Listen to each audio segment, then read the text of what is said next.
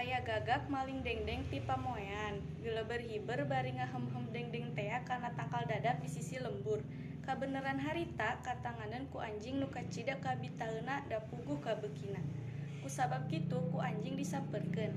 Tapi sanggeus anjing aya di handapeun, boro-boro ditanya teu direureut-reureut acan. Anjing mikir piakaleun supaya dengdeng tea kapimilih ku manehna. Sanggeus mangih, anjing ngomong, "Leh aya manuk alus-alus teuing, pamatukna panjang, bulu hideung tapi mani lemes kitu. Manuk naon nya ngaranna, kawasna mah moal aya tandinganna, dibandingkeun jeung cendrawasih ge moal eleh." Mimitina mah omongan anjingnya teu didenge. Tapi sanggeus aya omongan moal eleh ku cendrawasih, gagak atuan pisan. Manehna kungsi bejayan cendrawasih teh manuk panghadena. Tapi cek anjing, manehna moal eleh. Kitu nu matak manehna ngarasa ngeunah ku pamuji anjing. Malah cek pikirna deui asa hayang ngabagi dengdeng jeung anjing. Ngan kusabab hese meulahna kahayangna teu kalaksanakeun.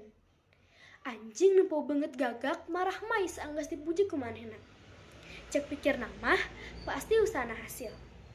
Cek pikirna deui naon hesena muji-muji keur ngahontel kahayangna. Kusabab kitu pok deui anjing, lamun daekeun mah hayang nyobat jeung manuk nu sakitu lucuna. Ngan rumasa sorangan mah satohina, saumur-umur kudu ngadunungan, sare digolodok, rajin manggihakeun oge pasesaan. Tapi najan teu bisa nyobat oge jeung manuk lucu, atuh ngadenge-denge sorana meureun moal panasaran teuing. Barang ngadenge pamuji anjing anu sakitu ngeunahna, gagak poho keur ngahem-hem dengdeng ngan ngong we di sada gak-gak cenah. Atuh barang eungap pamatukna barang pluk we dengdeng teh murag, anjing gancang nyantok dengdeng nu murag tea tuluy dihakan di nu balah. Gagak nu hanjakaleun mah teu ditoli, sabaraha jongjonna gagak teh cideungkeul we dina dahan bari ngarasakeun teu geunah ku kalakuan anjing. Manehna karek ngarti yen anjing muji bebeakan teh hayang dengdeng nu keur dihem-hem ku manehna.